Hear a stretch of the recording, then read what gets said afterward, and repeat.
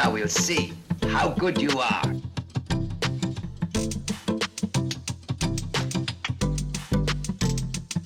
No matter what anybody tells you, words and ideas can change the world.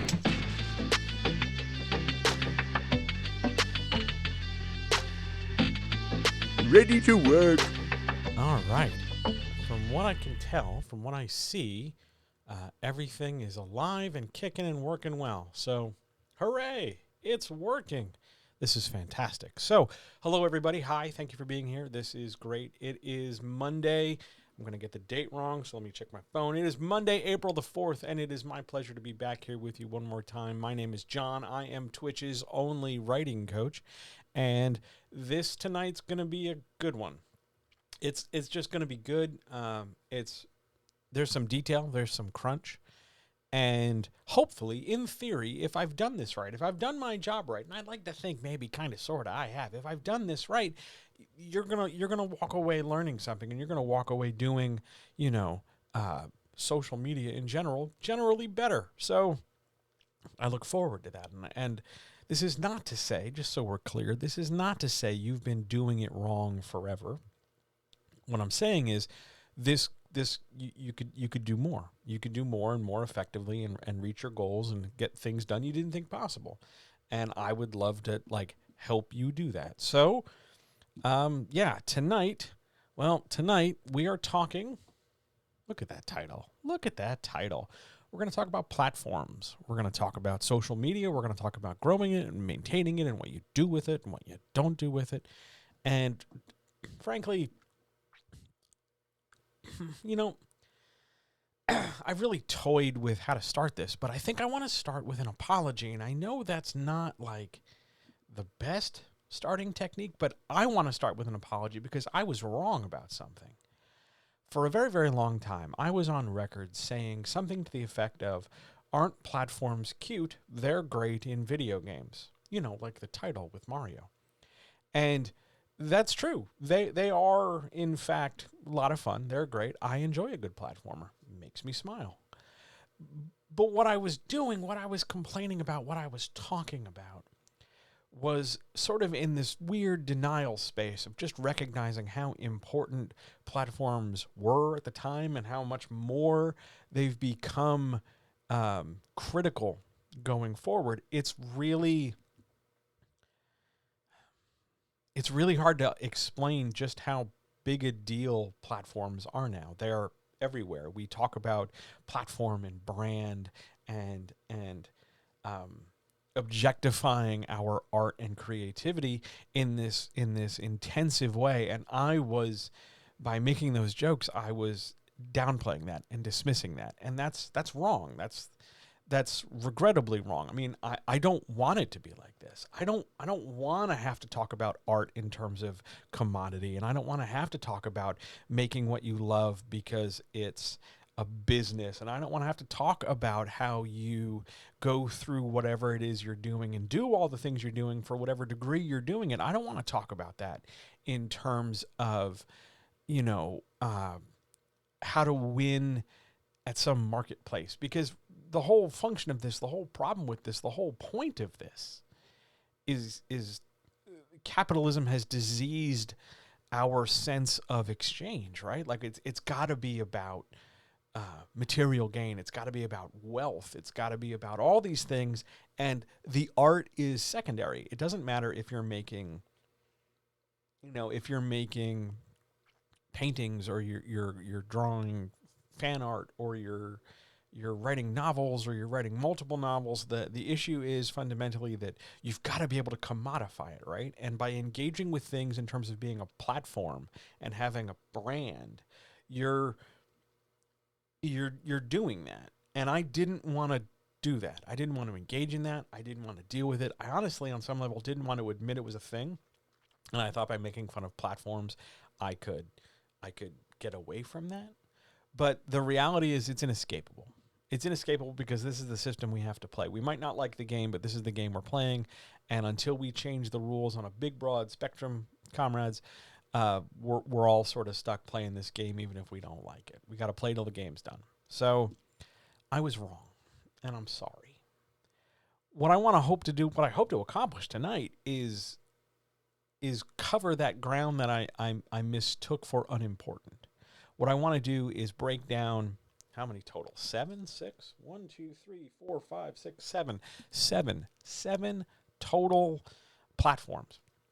Talk about what they are, talk about what they're not, talk about how they work, talk about important elements that you need to know about each one, how to use it, how not to use it, or how to avoid using it, or how to use it infrequently, and really what it can do to better serve whatever you're creating. I'm not solely aiming this for people making books. If you're doing art, or if you're crafting, something interactive, or even if you're producing soap or sex work or meals or whatever it is you're making, as long as it's a creative output on your own, then you've got a use for platforms. But to do that, to cover that, to talk about all that, we need to really sort of lay some ground rules. And I wish I had a slide for this, because it literally just came to me like 2 minutes. Isn't that always the way? It came to me 2 minutes before I turned the camera on. So we have to have some ground rules. Ground rule number 1. Just because I talk about a platform, and I'm going to be talking about a couple, just because I'm talking about it does not mean that you have to immediately race out and engage with it.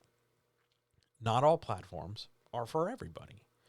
You don't have to play on every playing field just because it exists.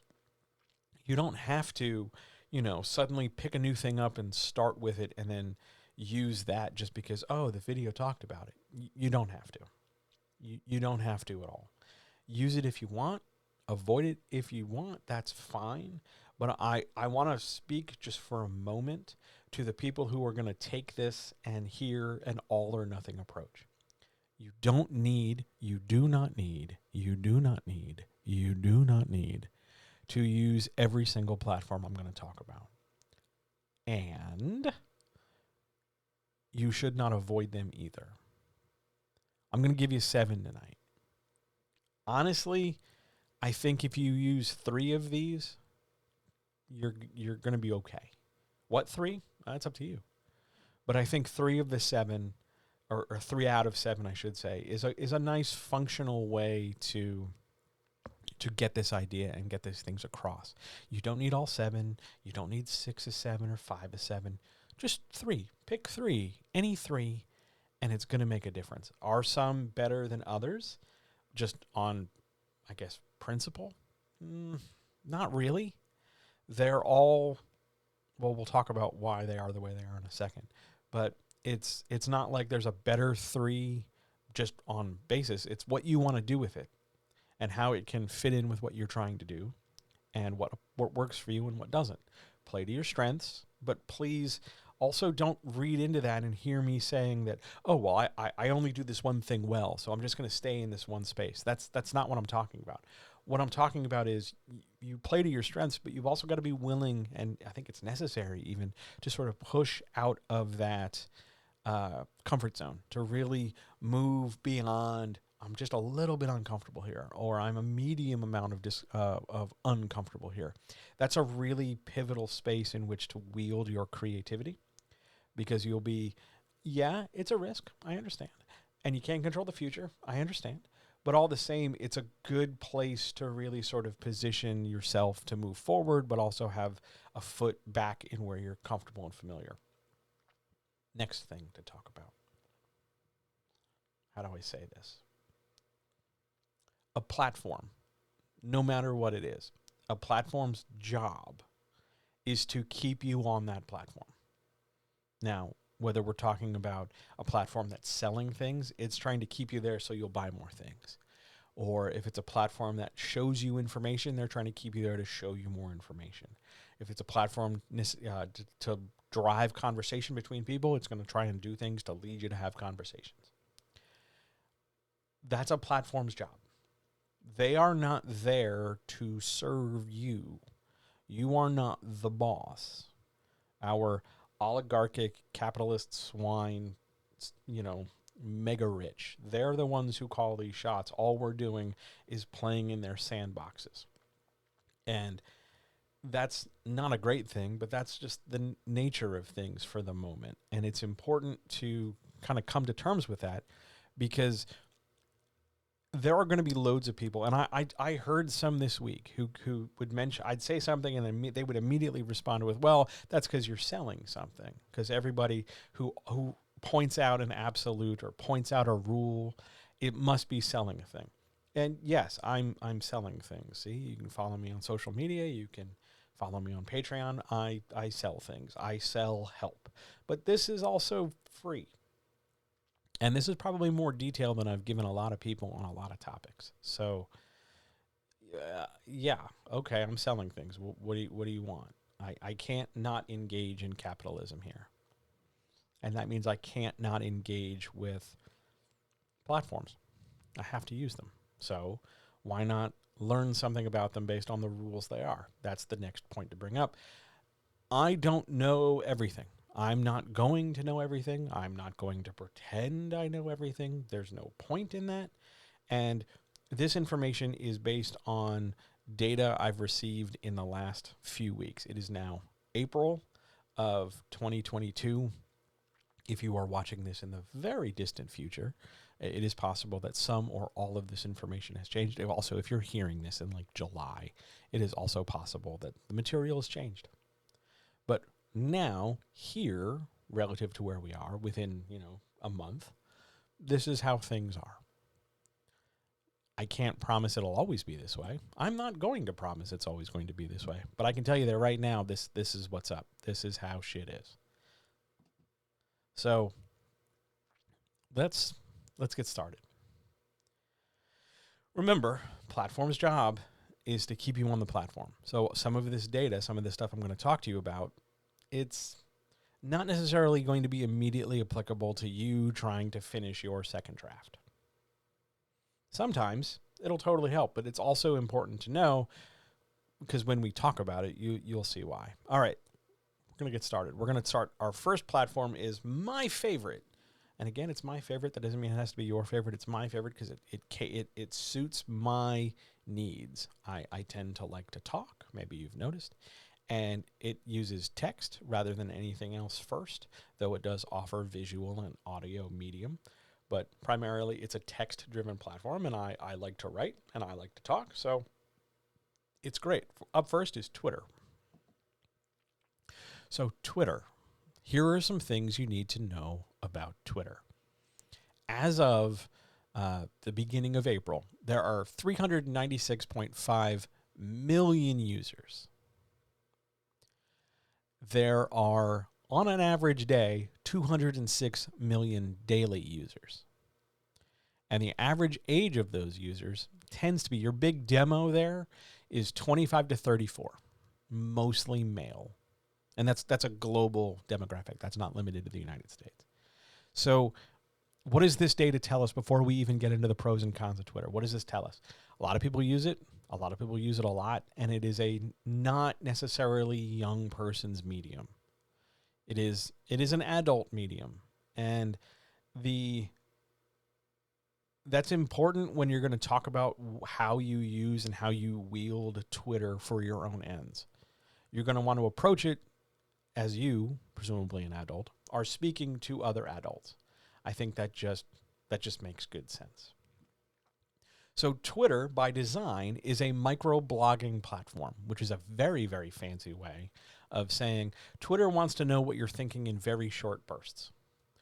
Originally, it was 140 characters. It has since expanded to 280 characters, and they have dangled like a carrot in front of people an edit button. However, if the first rule of a platform is to keep you on the platform, an edit button does not do that. Because what Twitter needs us for, what Twitter consumes from us, is our interaction and reactions. Twitter is an interaction and reaction window. I've heard it best described as it is people walking by your open window and yelling into your house, which is a pretty, I think, clear descriptor of how it can feel to be bombarded, or how does it feel to be engaged. But the important thing here with Twitter is that it's designed so that you say what you want to say, and it goes out into the world, and it might be imperfect, and it might be missing things. And it might prompt you to have to say more things to either follow up or correct what you said before. And the next thing you know, you are now fully engaged in the loop for the platform. And that's what they want. Twitter is about interaction and conversation. It's there to get you connected to other people to see what they say so that you can either be in support of it, repeat it, or banter back and forth. Disagree with it if you want. That's Twitter's big thing. Now, because it's limited to 280 characters, it's a fantastic tool for teaching concision and brevity. You have to learn how to say a lot impactfully in 280 characters. Now, a lot of writers, hi, I'm looking right at you. Hi, a lot of writers take a shortcut by using GIFs. Don't do that. Don't do that. That's lazy. Don't do that. GIFs are fun. They're delightful in text message chains. They're wonderful. But if you're using a moving image from somebody else's piece of intellectual property to try and encapsulate what it is you're trying to say, you're demonstrating that you don't know how to say what you want to say. Somebody else said it better, so you're just going to use their words. That defeats the purpose of using the platform. The world, you have language, use it. You have words, even badly framed ones, use them. Get better at this. Now, you can craft threads, you can craft images, you can do a lot of things. You can partner audio with images, you can do images with text, you can do loads of shit. It's super helpful, it's super useful. But by and large, the words should be your own. Also, this is a nice way to sidestep digital blackface, which I notice a great number of people do really casually, which is horribly disgusting.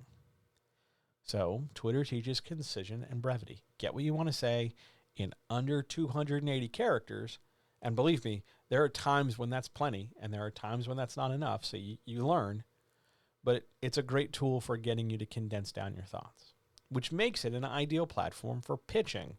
Now, I'm speaking to you as the guy who murdered PitMad, but just in general, pitching, the ability to take a concise amount of words and put it forth to somebody else to provoke or interest them in getting a thing or doing a thing or making some change is critical.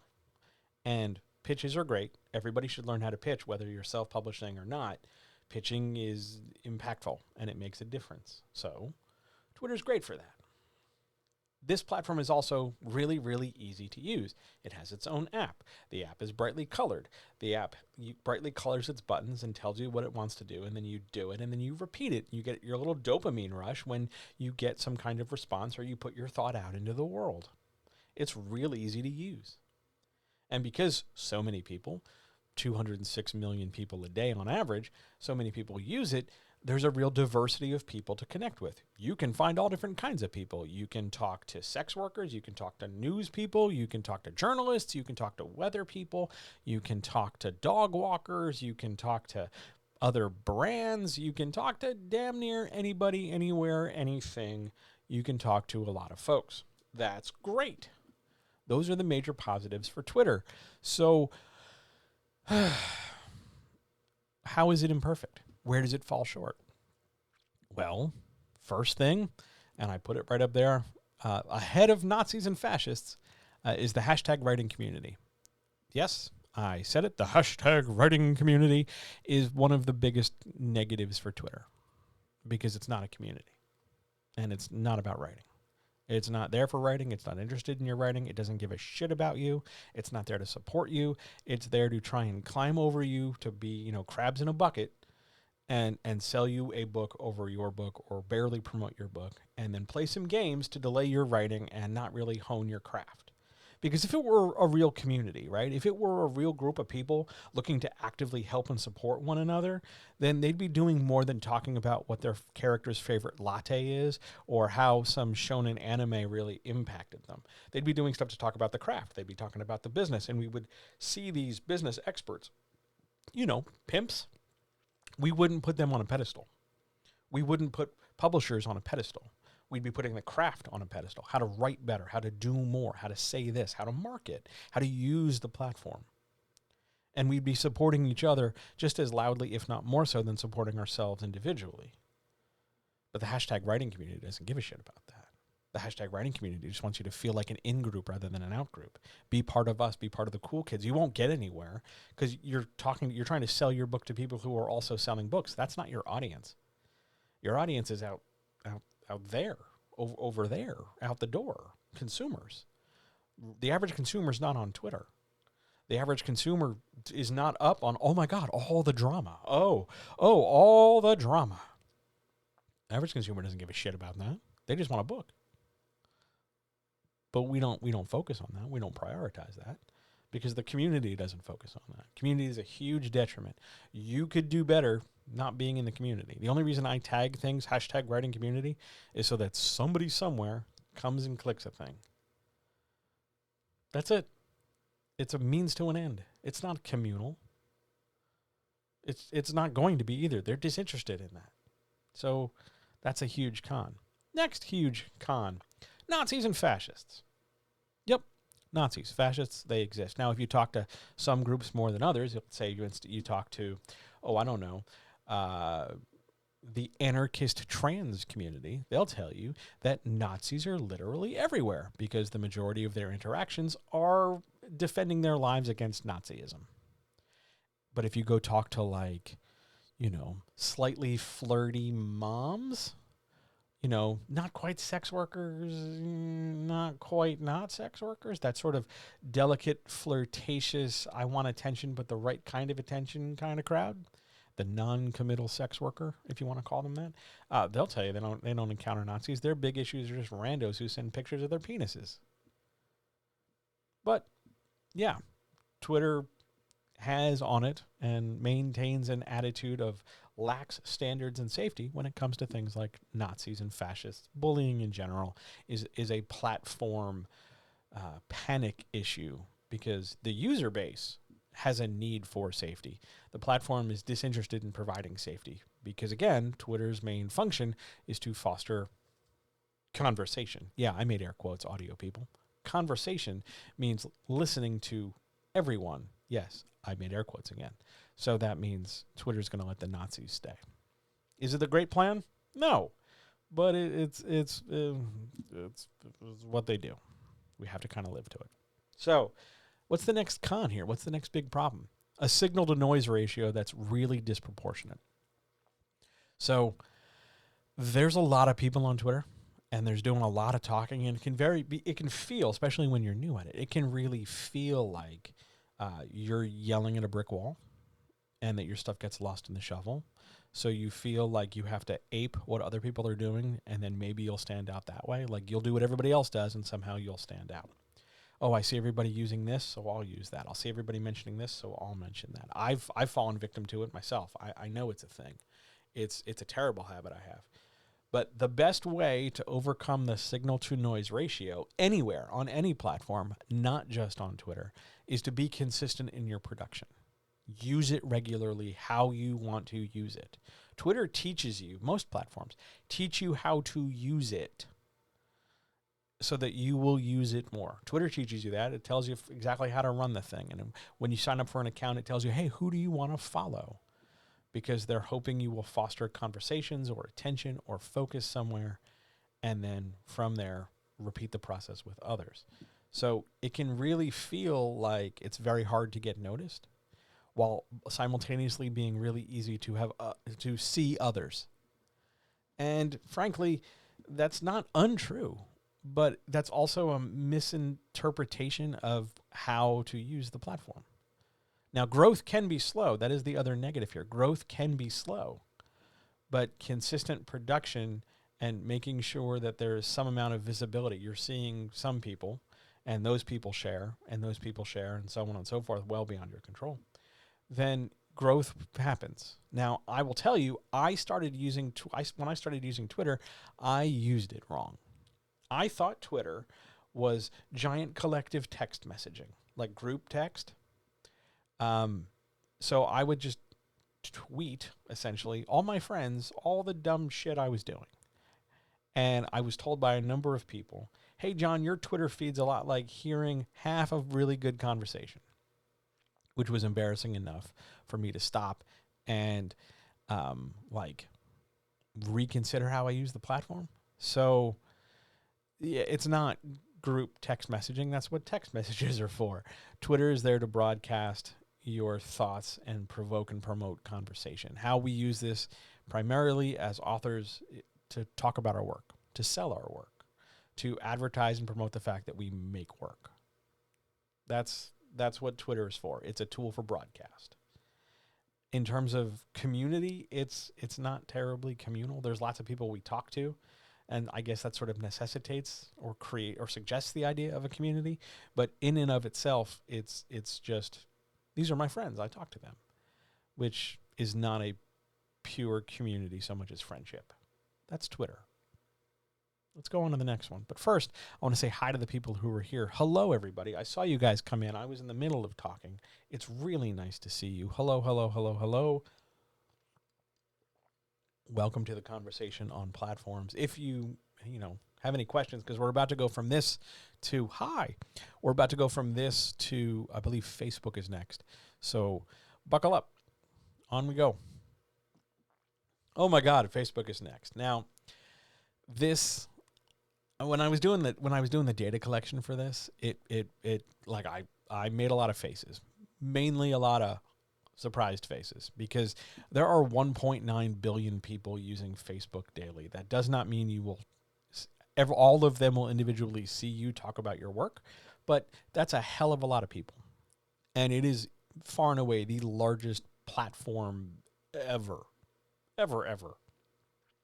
One interesting fact that I've been just eager to tell you, the number of people who use Facebook in a day, any day, is greater than the total number of people in Africa, Europe, North and South America combined on any given day.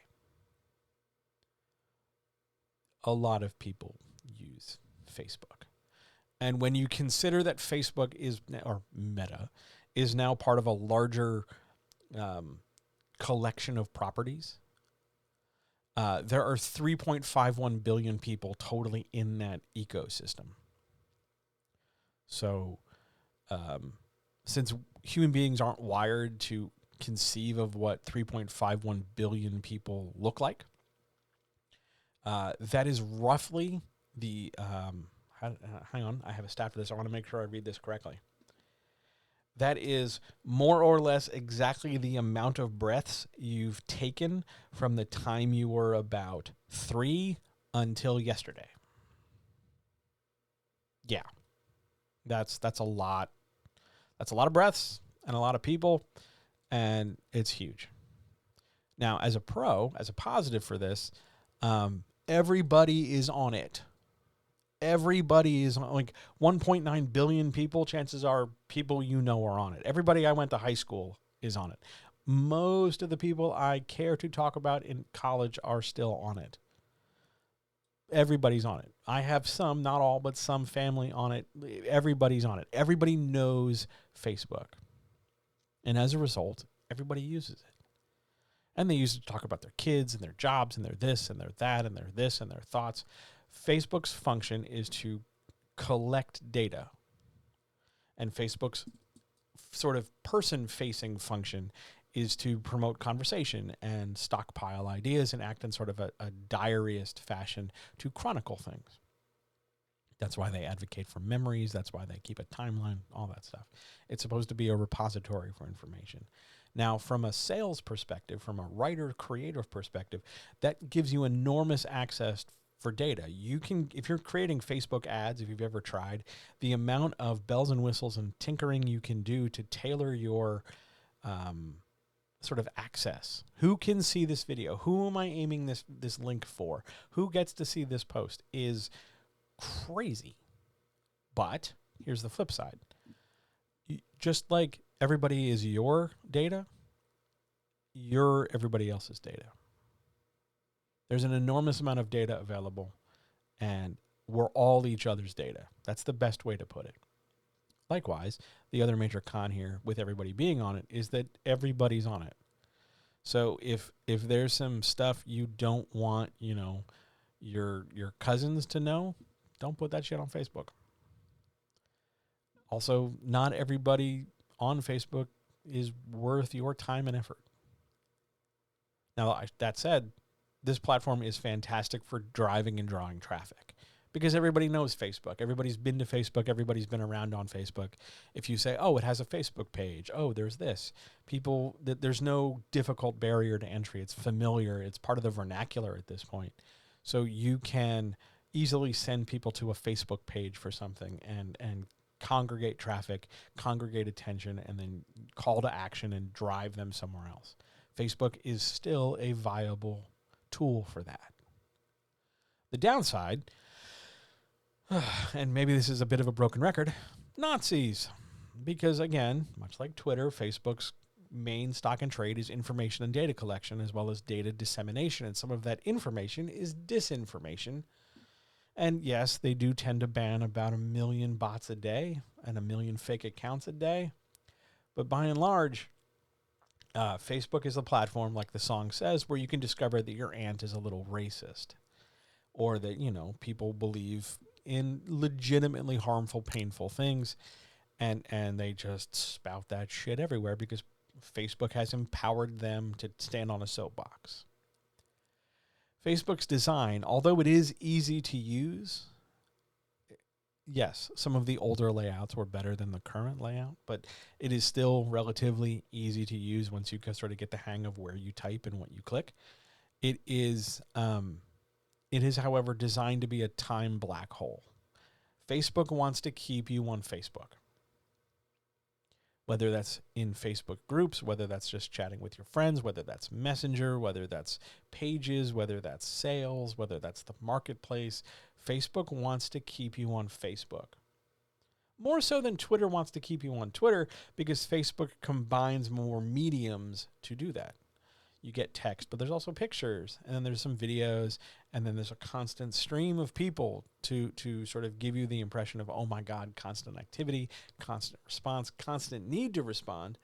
And then the next thing you know, you've been on Facebook 20 minutes and nothing has really been accomplished. Again, it's the world's largest platform ever, and it's designed to be a black hole. How can we use it? Well, some people decide not to use it. I, for instance, barely use it.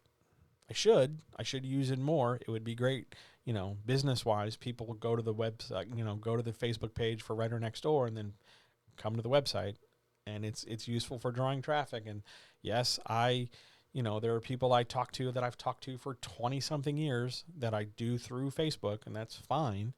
But in terms of strictly business, in terms of reaching people outside of the ad sphere, you were dealing with what's called a closed loop. A closed loop is people you already know. They're your friends. They're your family. So once I've already talked to them about my book, once I've already sent them the sales link, once I've already said, hey, come check this out, I can't get them again. They've already got it. I've already marketed to them. Getting new people require an investment of time and money, mostly money, so that I can get some ads. That's by design. Facebook wants you to create larger and larger expanding closed loops of people. And then when you need to refresh, they want money. And they want your time. And they want your data. That's how Facebook works. If you're okay with that, and some people are, and honestly, sometimes it's okay to mention that, oh yeah, I really do like grape jelly. It's not the end of the world, though it does create a slippery slope where all of a sudden, upon revealing that you like grape jelly, John, you're going to end up with, curated ads all about different political conspiracy theories. It's the nature of the business. It's the nature of bombardment. One little note, one little step forward triggers an avalanche down the road. You got to keep that in mind. And when we're talking about promoting our work, because we have the ability to be, use more space and take up more space than just tweets, we are now past the 280 character limit. You've got to be careful you don't run long. How long is too long?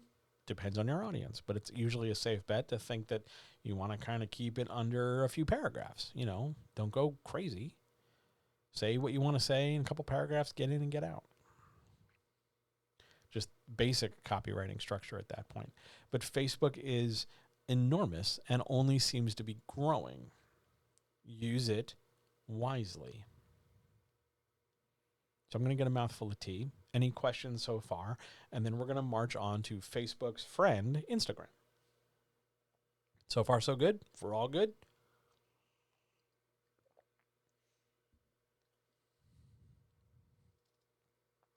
All right, it appears we're all good. So let's go over here to Instagram. Now, Instagram is our first visual first platform. What does that mean? It prioritizes picture over text or sound, whether that's stories or whether that's just posts. It prioritizes the visual. This makes it fantastic for promos. You want to do a cover reveal? Stick that shit on Instagram.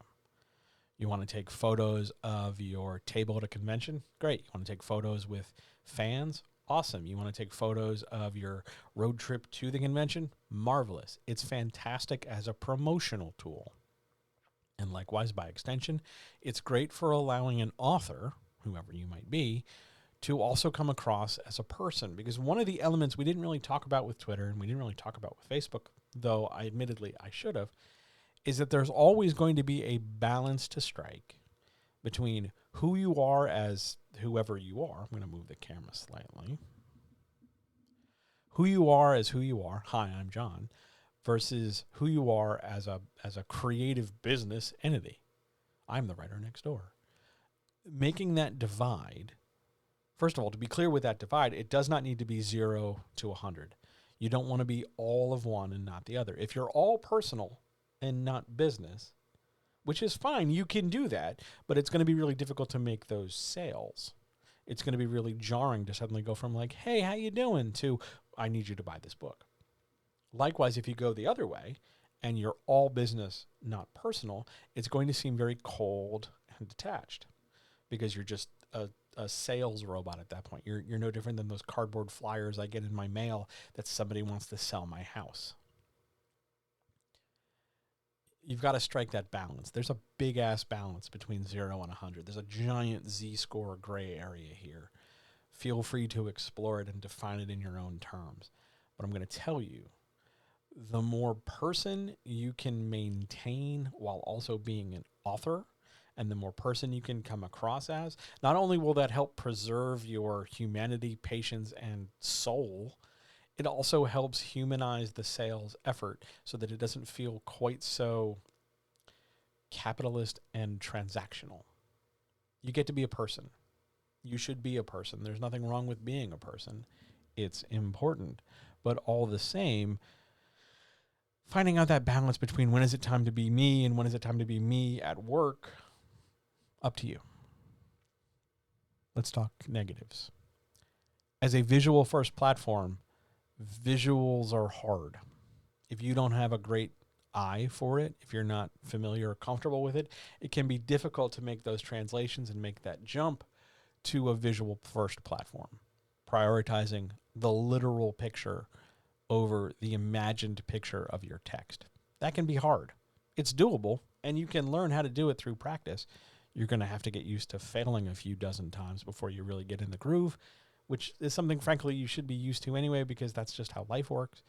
But as a visual first platform, it can be difficult.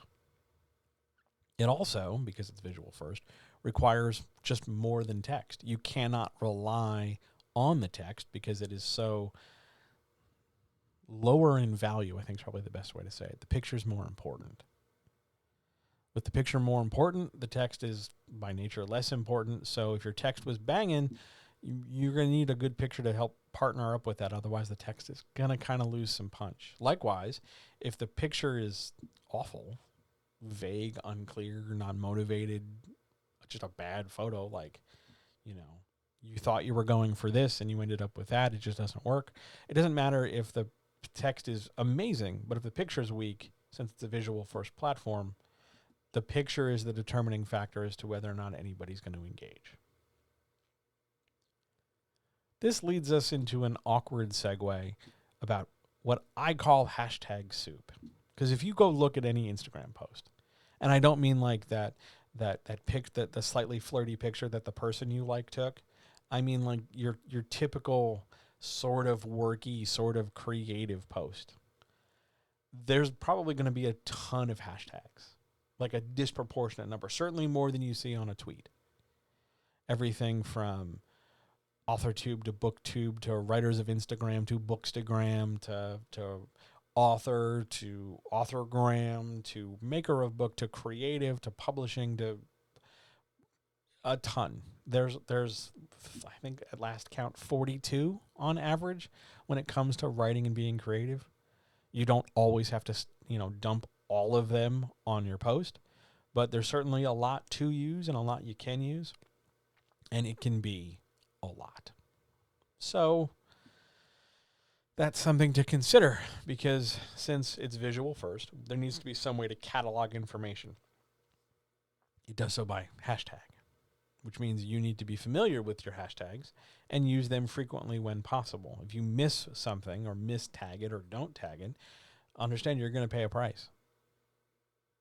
And that can be, for some people, pretty difficult. That can be a pretty hard thing to swallow, but it's the nature of the beast.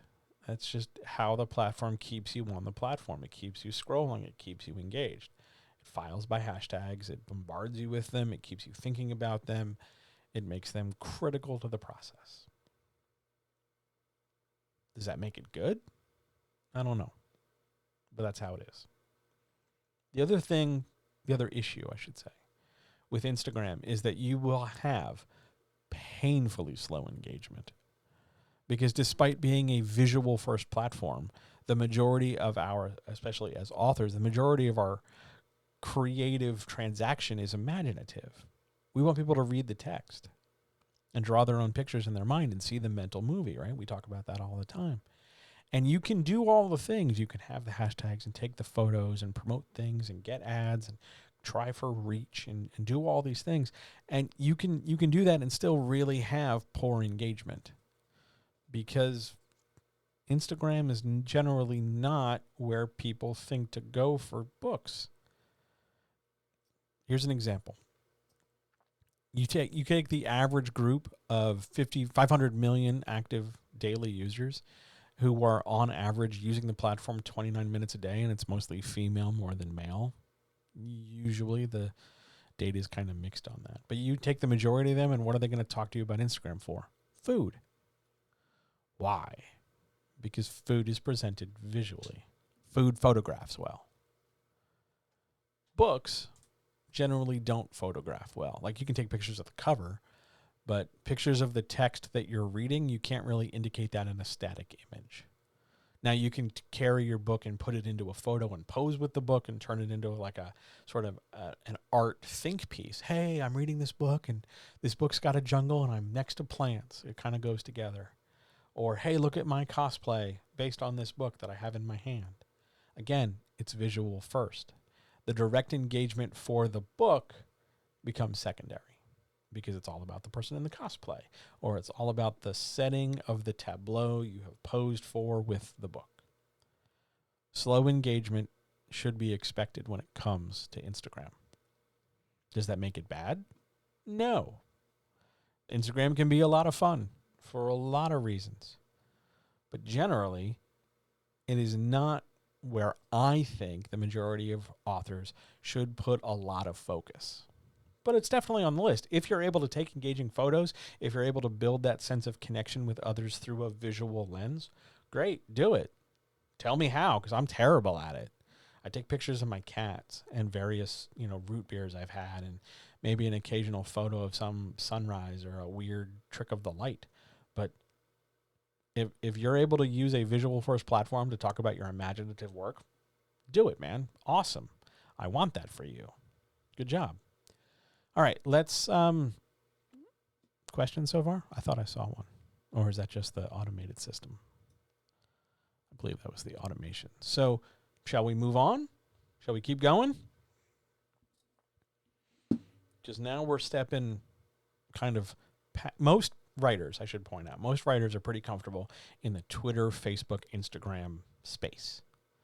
They're familiar with these things. They see other people use them. They get used for things. So now it's time we start expanding out. And now it's time we start looking at other kinds of platforms for other means and other degrees.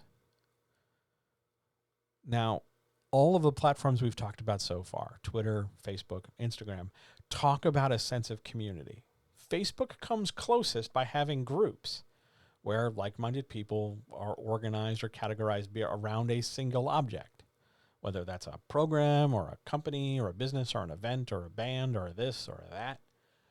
There's some common ground by which all people sort of find each other and create a little space, which is fine and excellent and well and good. I'm a member of several groups. Some are fantastic, some are decidedly not, but such is the nature of all platforms like that. When you're trying to foster a sense of community and connectivity with people, sometimes it's going to work and sometimes not. But let's take a look now at a platform that is specific for community.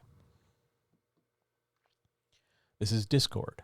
Now, I didn't know a lot about Discord other than the fact that it raised like a lot of money in its last round of capital investment. But there are 140 million active users per month. That's a lot. Typically, though, this was the interesting thing. Your average user on a Discord lasts about 9 minutes total per day. And at most, it's 5 hours per month.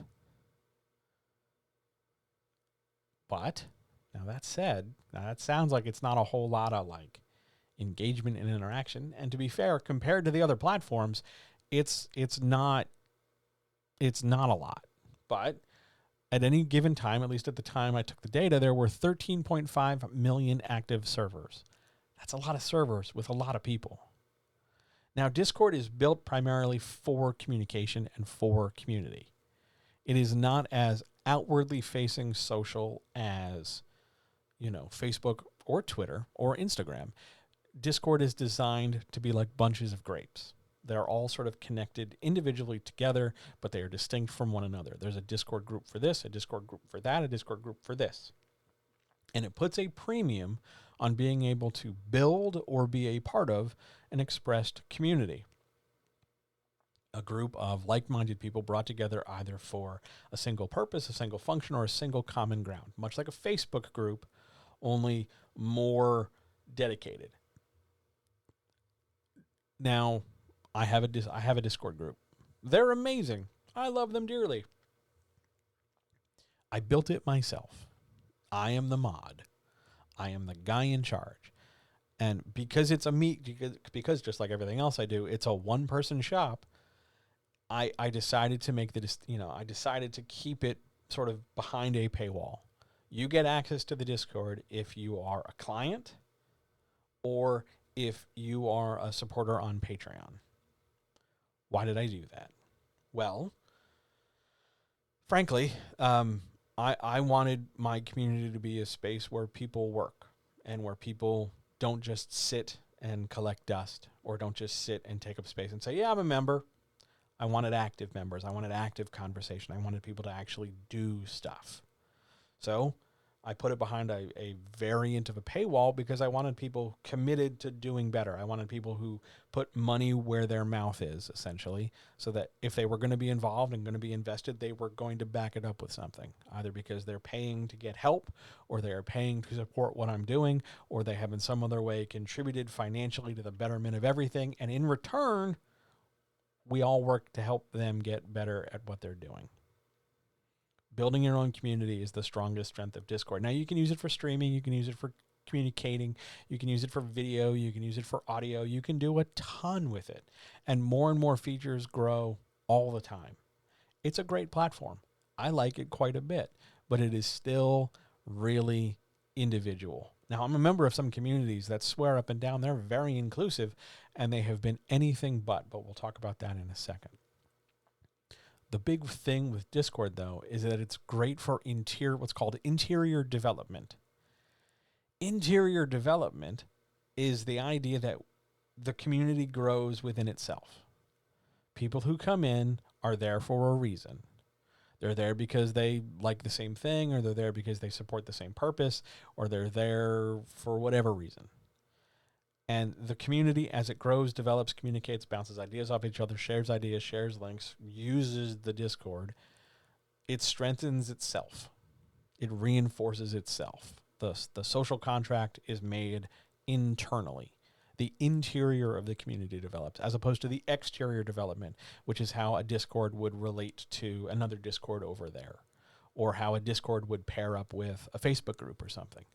It's just part of the community. It's just part of the larger overall whole for a platform.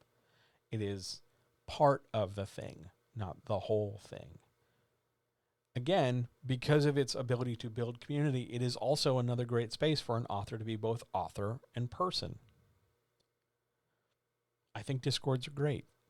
I don't think everybody needs one. I do think everybody should try and get into one. I do think it should be used, but that doesn't mean you have to start your own.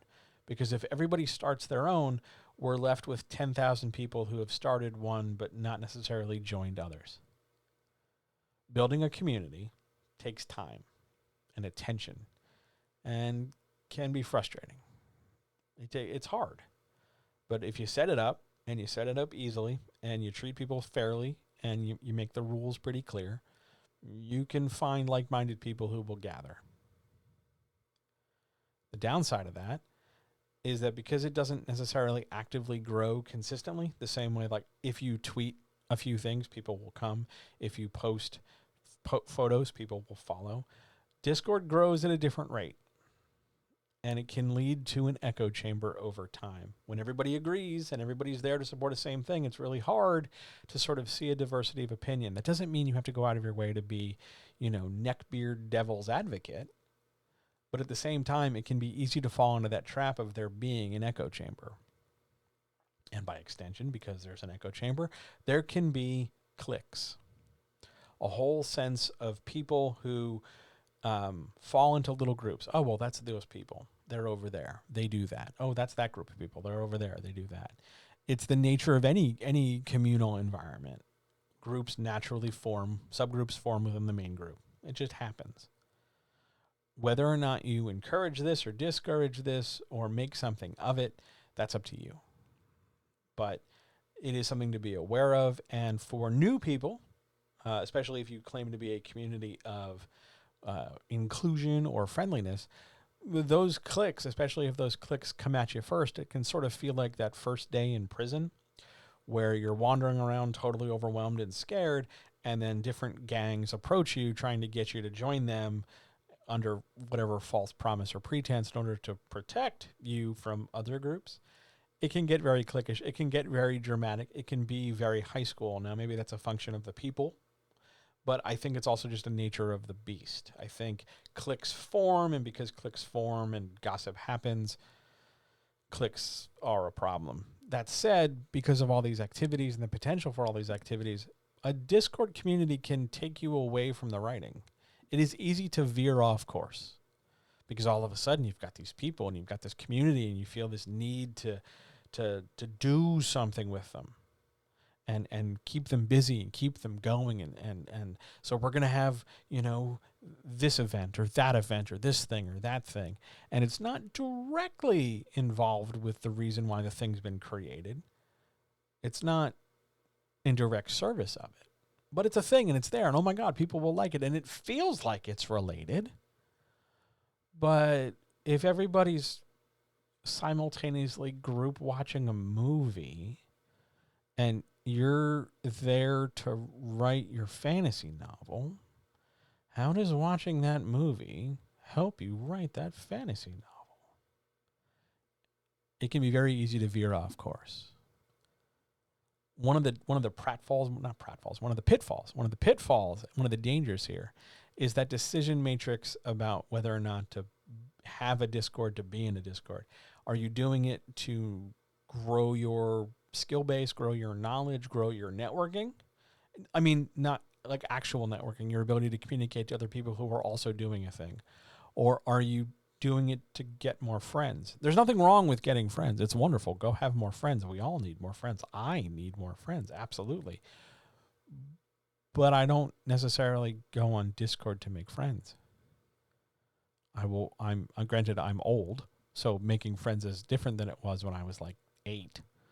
But you got to be careful that Discord does not lead you astray trying to manage this friend circle that's supposed to be about, creating your art, selling your art, talking about your art, developing, growing as a creative. Be careful you don't veer off course and then convince yourself that you're still on course. Last note, Discord is a cop. What you say gets logged.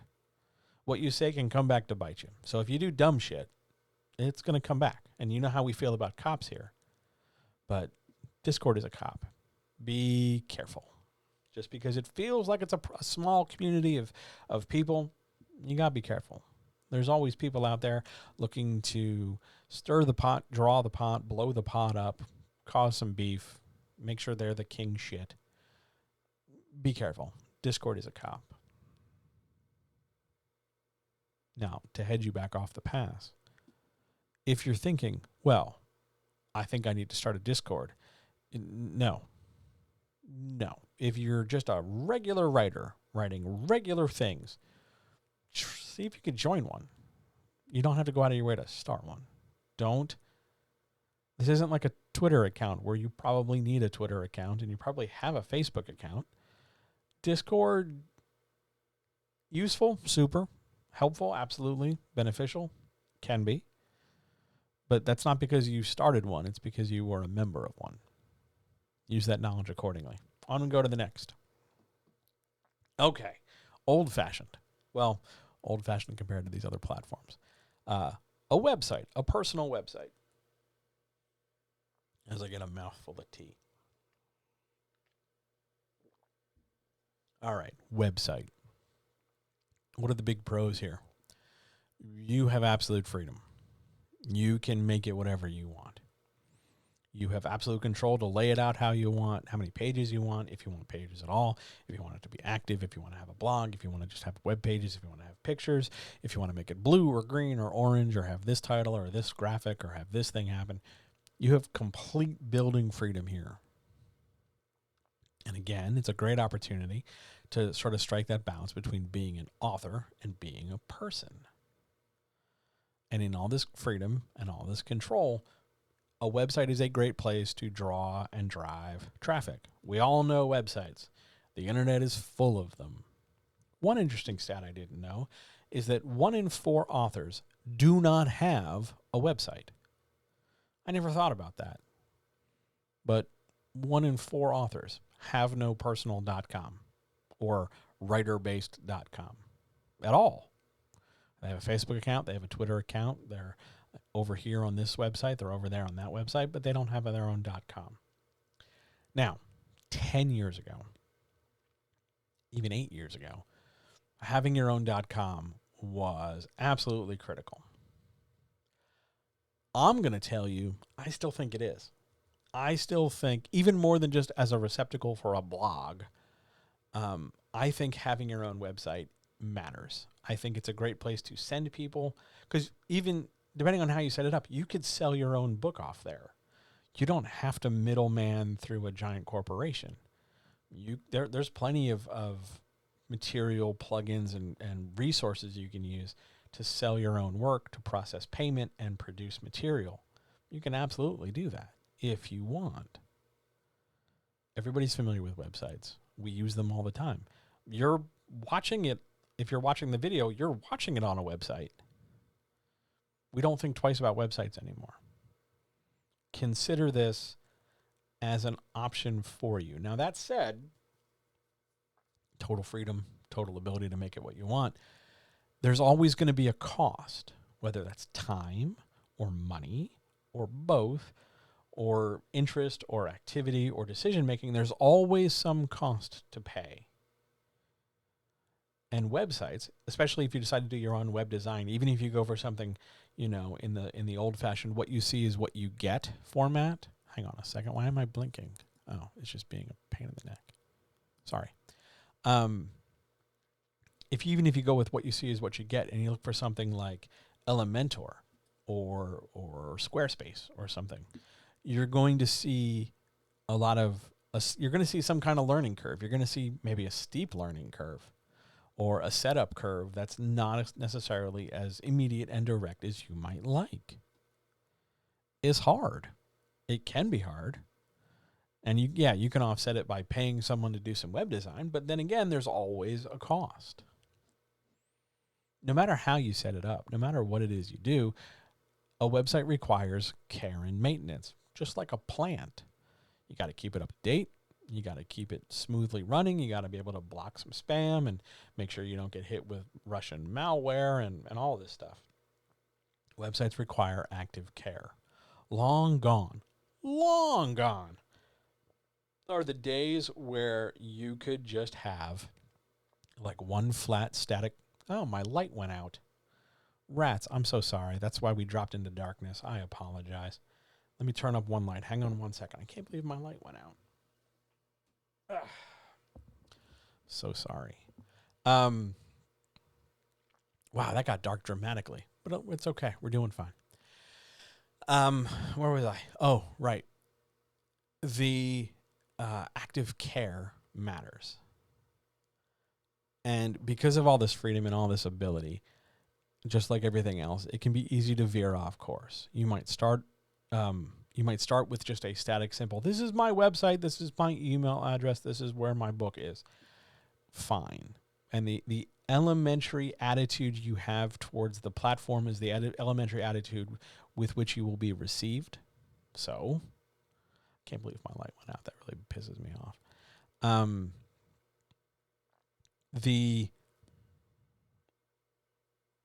The day, I'm trying to find a nice way to say this. There's really a nice way to say it. If you're thinking that you can have a static web page, you're mistaken. You are making a grave error. You're hurting yourself. It needs to be not necessarily the most dynamic, like shit flying at your face on the screen, high level video embedded stuff. It doesn't need to be that, but it also doesn't need to be this flat, grandma's first GeoCities page. You get what I'm saying? It's a website. We don't just do drippy blood text and like weird hard frames anymore. We make it better. It needs to be better.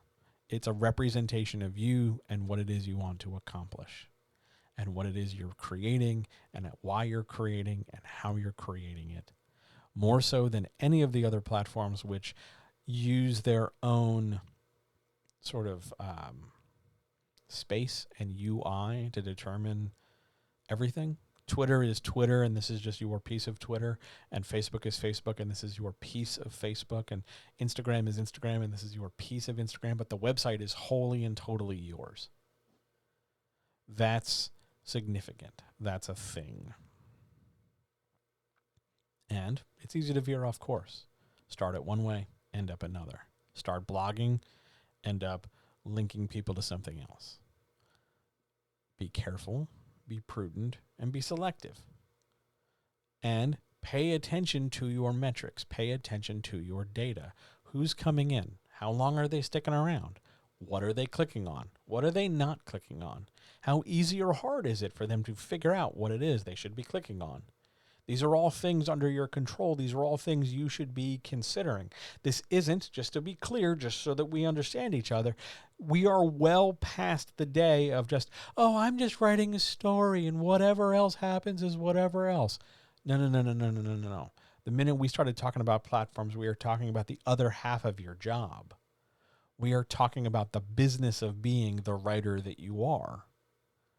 You need to know these things. You can't play ignorant and hide. It's just not going to work. That's not how this goes anymore. If you don't want a website, that's fine, but then you're going to need to delegate your presence on other platforms to carry the load that the website would.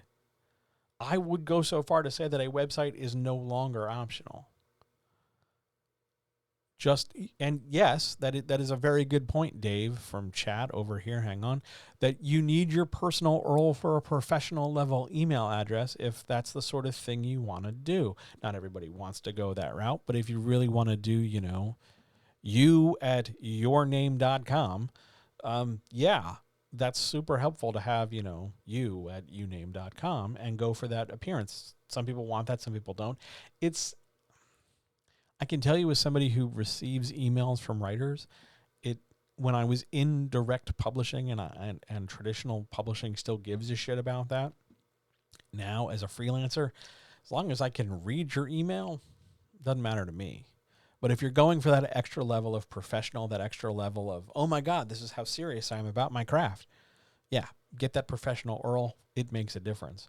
And if you want to, let's say we're not talking about books. Let's say we're talking about other creative efforts. Let's say we're looking at screenwriting, or we're talking about like videos, or we're talking about other material like that. Yeah, you want that extra level of professionalism to help seal the deal. It makes a huge difference. Now, it's not, yeah, there are free ones, but remember, what we don't pay for in cost, we pay for in other things, whether that's data collection or a level of restriction in terms of what we can and cannot do. Balance it all out. There's nothing wrong with starting free and then expanding and then buying better stuff and upgrading your way as you go. That's literally what we're doing here. One of the things we're going to replace is the light that periodically just goes out now. But I didn't charge it. I charged it the other day, and then I've been using it. So, stupid battery. I think sorry. Anyway, it's important. Use it. Websites matter. There's no way around it. On we go to some more. All right. Now we're in a different space.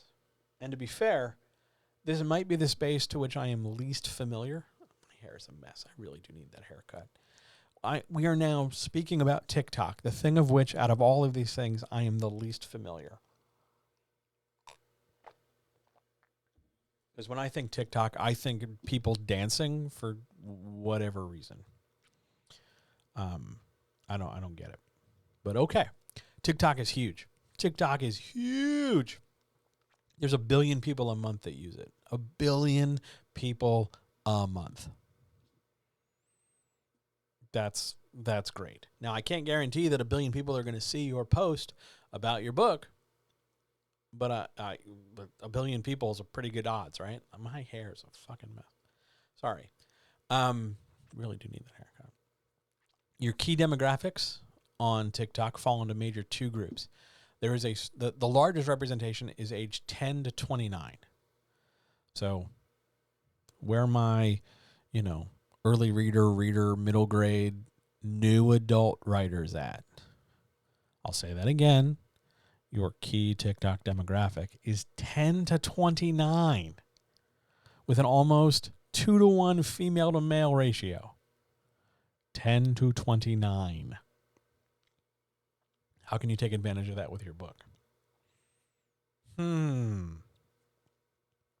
going to have to think a little bit outside the box, though, because we only have a few minutes to produce our material, and the average time a user spends on TikTok is about 10.85 minutes. But our key demographic eats this stuff up. Your other demographic, your secondary demographic, is 24 to 35, also female. But 10 to 29, there's your big money. There's your user base. Whether they're trucking in memes and talking about how things are bussin', or whether they're sharing the latest Heloise house hacks, or whether they're bringing up responding to different things to tell you that you're autistic or have ADHD or that you have some kind of trauma to resolve. Loads of materials out there on TikTok. Really be aware of it. It is, however, short-form video content first and foremost. Comments are secondary.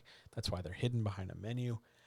And short-form video content is not easy to produce, not just because you've got to stand there and talk in front of a camera, but because really good short-form content requires some level of skill. You'll get better at it over time. You'll get better at using the platform and its many bells and whistles over time.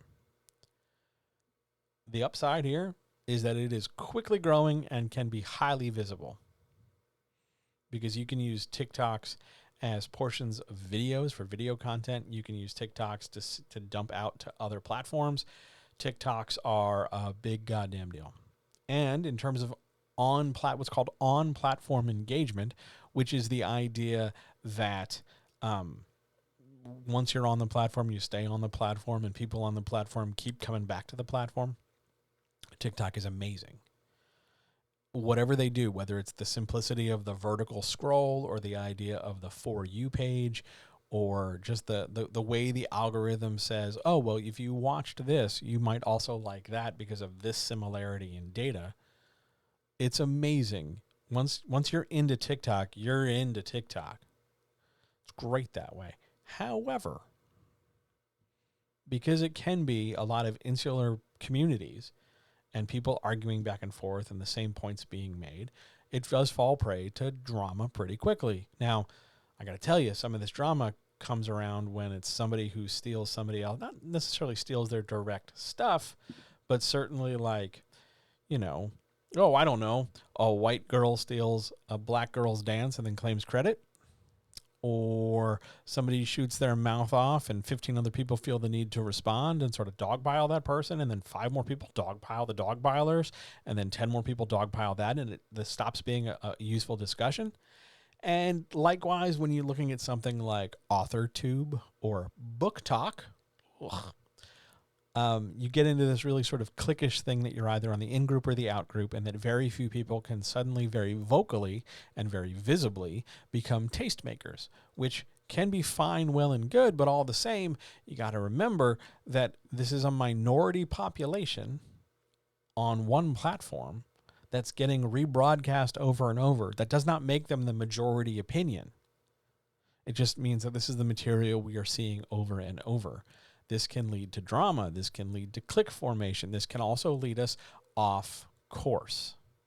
Because all of a sudden now, instead of talking about our books or figuring out what it is we like or figuring out how to write better, we're over here watching this lady give us book reviews for books we're never going to goddamn purchase or read. It is easy, especially on TikTok, because of how things are interconnected thanks to the algorithms. It is easy to veer off course. I had one TikTok experience where I followed one guy making some jokes, and within like 3 or 4 clicks, I'm watching some lady have some kind of nervous breakdown about cleaning her floors. I don't know how I got there, but it left a very distinct impression on me that I didn't really go back. Now, I have friends on TikTok who are very successful in using it both as filmmakers, but also just people having a good time. And I'm very happy for them. And that's great. It's not my cup of tea. It makes me feel really old and really out of place. But maybe for you out there, it's totally your cup of tea. Give it a try. You just need to know, our last point in the con column here, it's hard to convert your TikTok audience elsewhere, particularly if you're aiming for that younger demographic, because they're younger. And it's a little creepy to be aiming your, reader middle grade audience to like, hey, come to my website. It's sort of like, hey, come to my van. I have candy. Be careful about your conversion. It can be hard to lead people out of one ecosystem and into another. I'm not saying they won't go. I'm just saying it can be difficult.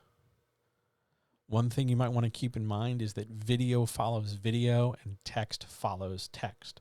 So it is often the case to lead people from, let's say, YouTube to TikTok, or from TikTok to YouTube, just like it's people to lead from Twitter to a website. Text follows text, video follows video.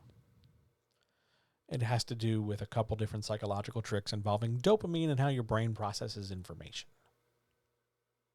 Still really pissed about that light. But that's neither here nor there. Excuse me. All right. Well, I got a mouthful of tea. Questions so far? Questions on anything we've covered so far? We have one more to cover. Oh, man. And yes, it is awesome that there is a chance to reach a new adult audience. TikTok is great for that. It's also one of the places, it's actually one of the major platforms where I see new adult being discussed. Like, they're actually talking about it. They're not always right. I mean, some of their definitions are a little bit out there, but it can be useful. Again, just to repeat things, you're looking at a 2-to-1 female to male user base. That's important depending on how you want to craft your message. If you've got military sci-fi, for instance, You don't want to approach it the same way you would want to sell like Call of Duty to a predominantly female audience.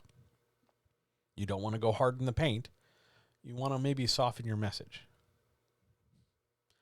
Think it over. Don't just, and this is true for any platform. I want to make this real clear. This is true for any platform.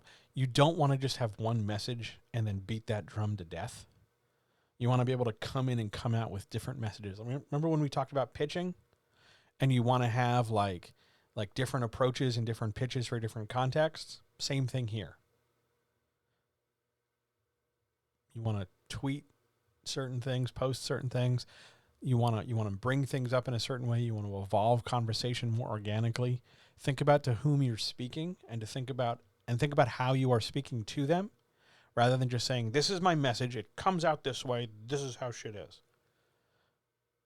Be willing to be flexible. Be willing to be broad about it.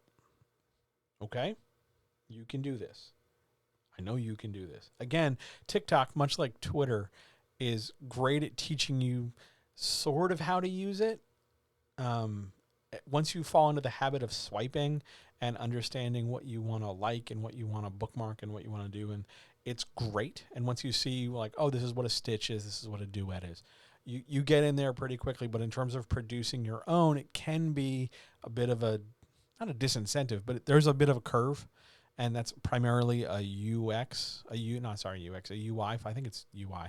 How it's laid out and how you use it. So maybe if it's UI and UX, it's a little wonky. But again, that's to prioritize maximum space on your phone for video consumption. Because, like we talked about at the beginning, a platform's job is to keep you on the platform. TikTok as a platform is designed to blast video, visual, audio material into your brain and reward you with dopamine for engaging with it. They use a combination of light and sound and texture and speed, and you can find tons of shit. You want to find, strippers talking about taxes? Literally a thing. You want to talk to authors? Great. You want to talk to randos dancing and teachers impersonating wrestlers? Sweet, totally do it. You want to find communist discussions and anarchist discussions and people hashing out yet another Marxist-Leninist debate? All yours. TikTok has multitudes because there's 1 billion people on it a month. So chances are you will find people of like mind. Let's do one more. Oh, man. It's YouTube. Now I'm going to move just in my chair a little bit. Hang on one second. Oh, there we go. YouTube, where, according to everything I know, many of you are watching this video right now. So YouTube is huge. It's not Facebook huge, but it's pretty close. There are 2 billion people using Facebook globally every month. Your key demographic is 15 to 35. And surprisingly, it's about another 2-to-1 female to male ratio. It's 2-ish. Depending on where you read, it's either 2.1 or 2.001 or 1.998, but it's roughly 2 female to 1 male. This isn't just limited to book stuff and publishing stuff. We're talking overall. So consider that whenever you're thinking about just general YouTube watching. The pro here is that it's video content. You get maximum ability to design whatever you want. You want to make a movie about your book? You totally can. You want to produce video, audio content of your marketing? You totally can. Also, once you hit certain thresholds, several thousand hours of watch time, several thousand subscribers, you can get paid. And depending on how well you do, you can get paid pretty well. This is great for on-platform engagement, like we talked about before. People on YouTube tend to stay on YouTube because, oh, you like this video? You'll also like this and this and this, and then this, and then that person, and then that person. Don't forget to like and subscribe. And seriously, if you're down there watching it on YouTube, don't forget to like and subscribe and click the bell notification thing.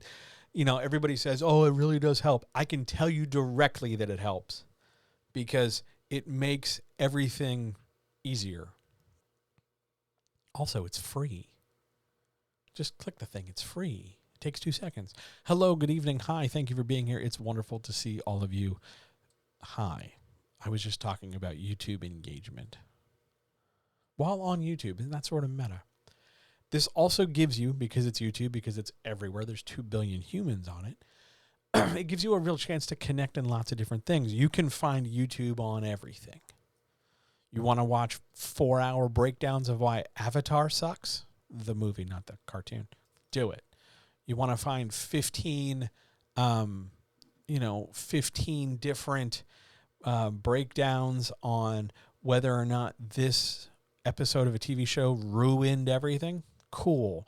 You want to find somebody to teach you how to clean a Dyson vacuum cleaner? I've totally done it. And yes, it is easier access. YouTube is a video search engine. You can absolutely, positively find tons of stuff on YouTube. And it gives you a chance to connect lots of different things and lots of different ideas and lots of different places with lots of different people. But producing that stuff, not easy. Now, yes, there is often for some people a very high bar depending on the community or group you want to bust into. For instance, if you want to get into like tech reviews, there's a pretty high bar there.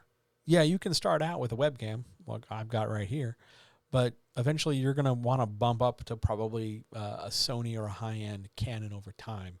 And if you're a YouTuber with a podcast, you're probably going to want a Shure microphone with a cloud lifter, and you're probably going to want a big Aperture D light and probably some RGBs behind you. And yeah, there's a lot of stuff going on. Video content production, including its editing and other formatting, not easy. There are services, there are things you can use, there are people you can hire to make it easy, but again, there's always a cost, whether that's time, money, or both, or other.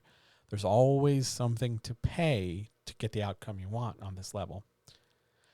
And some people don't always think it's worth it because, here comes your next stat, 96.6% of all channels have fewer than 10,000 subscribers. There are oodles of people out there talking to less than 10,000 people. Now, to be fair, 9,900 people is not a shabby number of people at all. Sometimes that's more people than you'll see in years. But at the same time, the pressure, at least from YouTube and other things, comes in terms of numbers. How many followers do you have? How many people do you know? How many people can you reach? All stuff like that. It doesn't matter. Like it's not going to make you slimmer. It's not going to make your genitals better. It's not going to make your hair not fall out. It's not going to make dinner taste better. It's not going to, fix your relationship. It's not going to like make chocolate any tastier. It's not going to, fill the hole in your soul. But there's a pressure to definitely acquire a greater number of people. And over time, yes, growing more people means more people seeing things, which can lead to better pay based on ads and things because capitalism and algorithms. But all the same, you got to understand the vast majority of channels struggle to break the 10,000 sub thing. Now, I can tell you right now, there are contests. There are 4-day intensive online production events, contests, tricks, workshops, and classes to tell you how to break that first 1,000 barrier. I get bombarded with them in my spam all the time. Do they work? Are they bad? Can they be good? Sure. But this is a time and money intensive element. And it, just like everything else, it can veer you off course. Do I think every author needs to jump onto YouTube? Not for themselves. I think YouTube's a great resource. I watch a ton of it.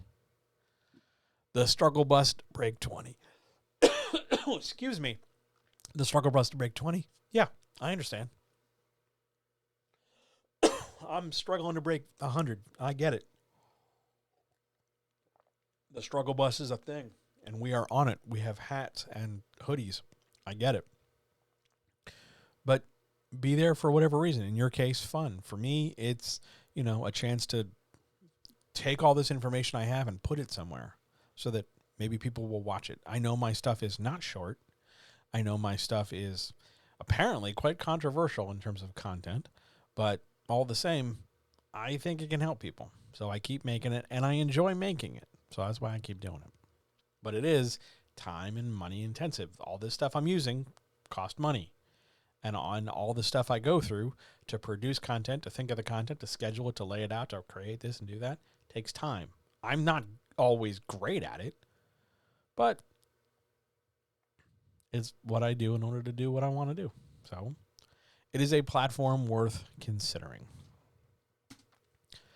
So for now, that's what I got. Those are the platforms. Those are, I think, the biggies. Now, in terms of what I think you out there should do, where are you? Where come here. Right here, you and me. I'm going to tell you this. I said at the beginning, pick 3 platforms we talked about and go with them. Now, I think some are going to be easier than others, especially if you want to maintain your anonymity, especially if you want to maintain your distance, whether you don't want to get too involved with other things that can steer you off course. Twitter's a good safe bet. Twitter's a great safe bet. Facebook is great if you're already there for other things in the ecosystem. I think that's a good bet. Instagram's in there if you want to like play with your camera, take some shots. Great. A website, you don't have to start one right away, but at some point you're going to want one. So better have one sooner rather than later. Now, there, of course, there were platforms and things I didn't talk about. I didn't talk about newsletters today. It's going to be a whole separate video. We didn't talk about, things to fill other, like connect things. I didn't talk about Notion or anything because I'm not terribly comfortable with Notion. I haven't used a lot of it. It's not intimidating, but I just don't know enough to be informed enough to say, hey, use this thing. So that'll be something else probably for sure in terms of video. But this, well, pick 3. Use them. Use them to the best of your ability. Use them consistently. But use them on your own terms.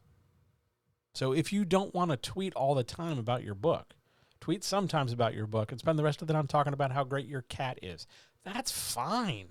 There's nothing wrong with that. You're not breaking the rules. You're not going to be a bad author. It's fine.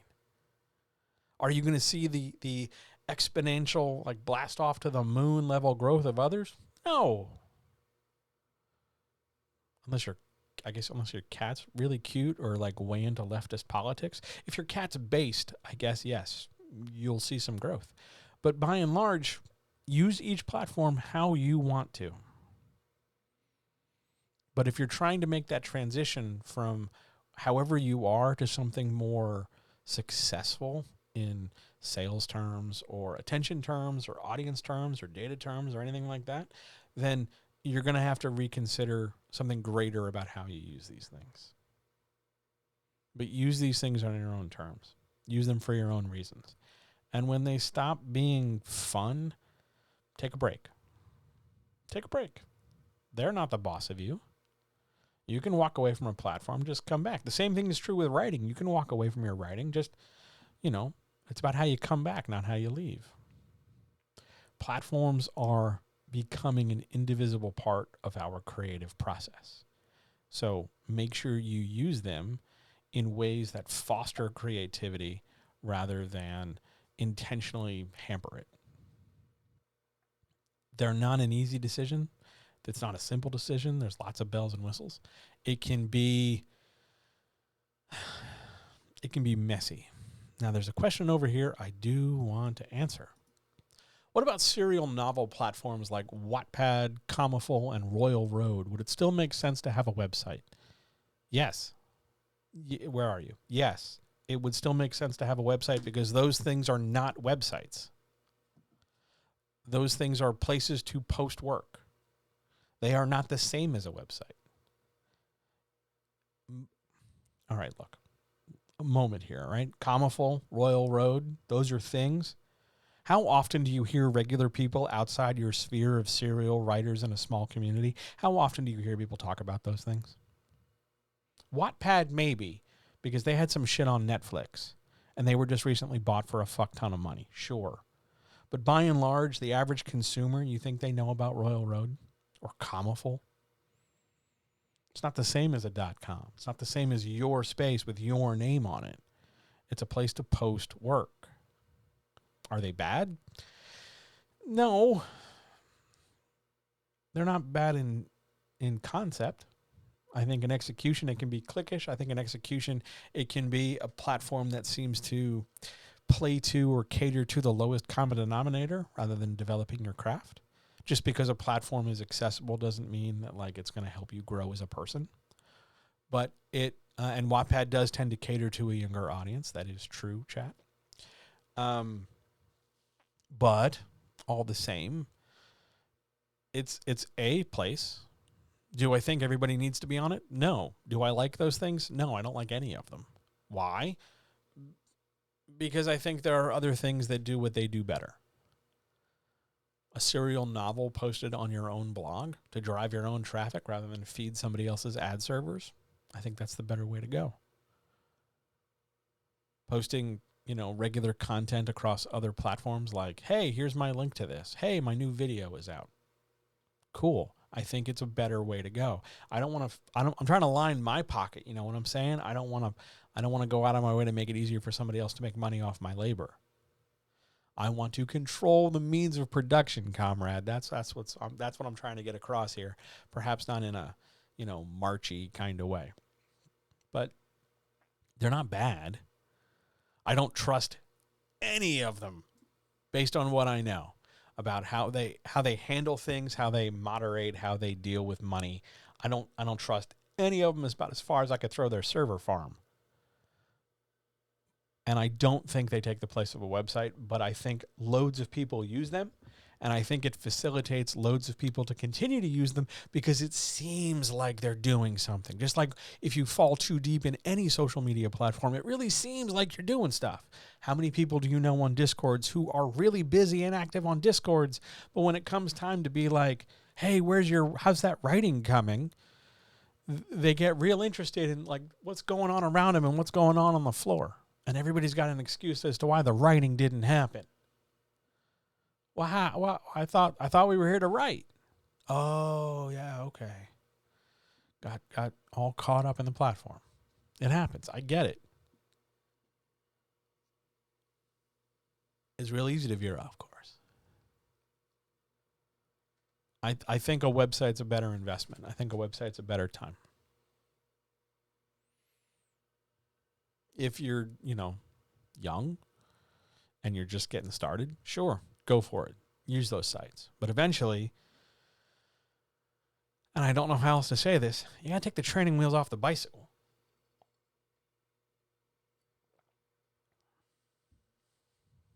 Anybody can ride the Tour de France with training wheels on, but sometimes you got to take them off. Got to see what else you can do. Great question. Wonderful question. Any others?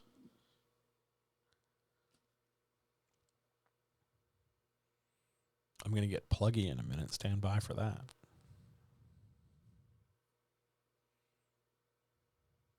All right, I'm hitting a plug while you're thinking of questions. If you like this, if this was a thing you enjoyed, if you want to see more stuff like this and have more stuff like this on the channel, Patreon. Patreon. I didn't cover Patreon, mainly because it was going to be a separate question or a separate whole video. But basically, Patreon's great. But, and we will talk about this on some other video some other time, Patreon requires some work. It's got to be consistent. For posting a serial and engaging a community. Well, it's great for posting, so tick that box. The community, though, you have to provide. It doesn't come baked in. You have to grow that, which means you're going to need to know how to grow a community. Like, not just, hey, I have a serial, go read it. Who's coming in there? Because it's not going to be free. They're paying for it. What are you giving them in proportion to the money they're giving you? You're saying your serial is worth $2 a month, $1 a month. Maybe it is. I don't know. But remember that your output should exceed their input so that they keep giving it, so that more people will be inclined to give it. That doesn't necessarily mean do more posts, but it's about thinking about the value of your post per the dollars or dollar you receive. Is it bad? No, it's great. Patreon is what allows me to live. I would be sunk without the Patreon. And in return, I give out every week, about 4 hours of content, 2 to 4, depending on what it is we're talking about. Is it all awesome? No, some's way better than others, but it's constantly there, and I work on it, and it's part not only to grow one community, the Patreon grows the Discord and everything else, but at the same time, it's regular engagement. It makes good sense, but you've got to build that community, and you've got to know what you're doing rather than just saying, I would like money for me to post chapters of my stuff. How have you seen the importance of a platform affect traditional versus self-published authors? You may have covered this already. I came in late. I have not covered that. I will cover it now. So, platform doesn't really discriminate as to whether or not you're traditional or self-published. It all depends on how you use it, because the attitude, or how do I say this? Where do we start? We'll start like this. If you're thinking that as a traditional author, you are excused from the responsibility of platform because you're traditionally published, I'm trying to find a not cursy way to say this. You're wrong. It doesn't matter. Because the bulk of the work in terms of marketing and getting yourself out there and broadcasting and selling is going to fall on you whether you're traditionally or self-published. It's the same work to the same degree. So all platforms are platform is important. What platforms you can use are equally valuable to you whether you are traditionally or self-published. They're not going to make you one. If you're thinking that your publisher will pay for your website, no, God, no. They don't want any part of that. It doesn't entirely. I would always treat it as though you were published, period. The method of publication does not matter. And you should have it. Because even if you're traditionally published, you got to drive people somewhere so they know where they can purchase your book. Same is true with self-publishing authors. And they should know where you're available and how to reach you and all that stuff. Like, you have a responsibility either way. The notion, the idea that because how you're published determines how you engage with things suggests a misunderstanding of what it means to be published. I think, if I'm understanding the concept in my head correctly, it doesn't matter. You need a platform. It's the same amount of work either way. Nobody's going to do it for you. You got to do it yourself, even if you were traditionally published. Now, granted, yes, maybe the advance you get in traditional publishing will help pay some of the setup costs. Maybe, possibly, but it doesn't matter ultimately. It's important all the way around. The publisher doesn't care. In fact, having a platform and not having that platform and trying to get into traditional spaces can work against you, because it seems like you're coming out of nowhere. Like you're living in a van down by the river, you know what I'm saying? But a platform's critical. It's everything. And for self-publishing, the fact that you can use your platform to sell your work, I think, and directly simplify the transaction, huge. It's a game changer. I don't have to go through somebody else. Makes totally a difference. Hey, what's up, fellow creative writers? Have you attempted to expose the entire Italian backstabber in your writing? Look, I believe, well, I don't know what that is. I have no idea what that is. I can't tell if that's spam or not. We'll give it another 10 seconds. So anyway, I hope I answered your question. Maybe I didn't. Maybe you want to give me a follow-up question so I fathom I'm missing. Maybe I'm missing something. But the idea is you need a platform. Use one.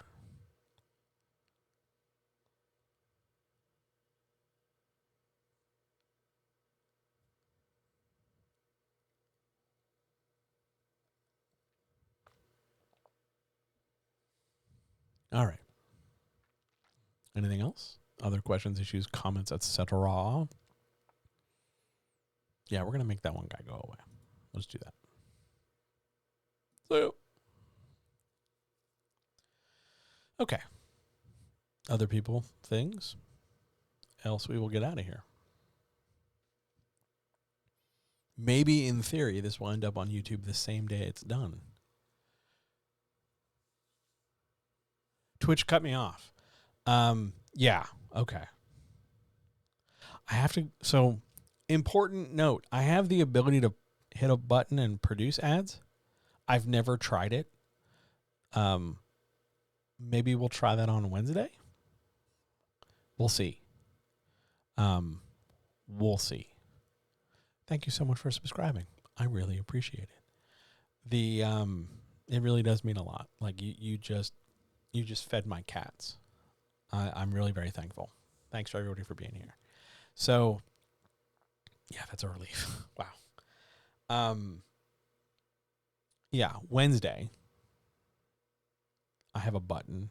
I'll try it. We'll see what happens. If it sucks, you can immediately tell me on Wednesday it sucks, and we'll never press it again. But we'll give it a try. All right. So let's, with no other questions, issues, comments, concerns, let's get out of here. So, shall we outro? I don't have any music or anything prepped, so we're just going to go boom. I do want to tell you this. This is not easy. I'm not expecting you to get this all right. It doesn't need to be perfect. It's not going to be perfect. It takes time. And you're allowed to make mistakes, and you should make mistakes, and it's okay to make mistakes. And you can mess it up and change it a million times. You can always rebrand. You can always recreate. You can always do more. Doesn't need to be perfect at all. If this content was what you were looking for, if this was helpful to you, the best thing you could do, honestly, like everybody else has, is subscribe to the channel. It makes a huge difference. It literally allows me to feed these cats and keep the lights on. If this is the sort of stuff you want to see me make more of, if this is the stuff you really want to get into on a deeper basis with more and more oomph and more detail, then by all means jump on the Patreon, patreon.com/John helps you create. And if you want specific help, where you can get like individual roadmaps for how you can do whatever your platform is, go over to writernextdoor.com and feel free to book a free appointment where I will be happy to talk to you in specific detail as to how you can make your writing dreams succeed. The next time I'm going to see you, the next time we will be together is this coming Wednesday, which is April the 6th at 7 p.m. Eastern. I will be right back here in your eyes and in your ears for the Writers Chat. I look forward to seeing you then. Have a wonderful evening. Take care of yourselves, and I will talk to you very, very soon. Air horn incoming. See ya.